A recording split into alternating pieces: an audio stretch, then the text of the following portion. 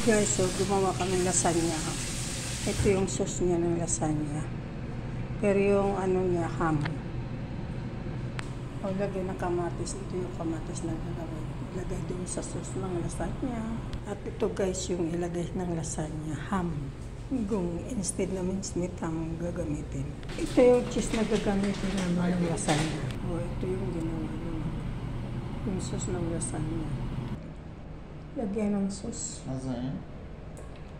Montagem. And then, lagyan ng lasagna natin. Tapos cheese. Ham.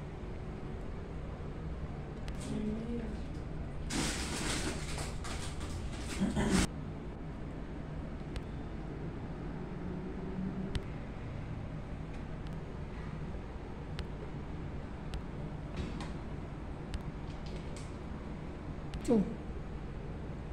Ayan guys, yung lasagna. Yung ganun kalupit. Pasok na sa oven.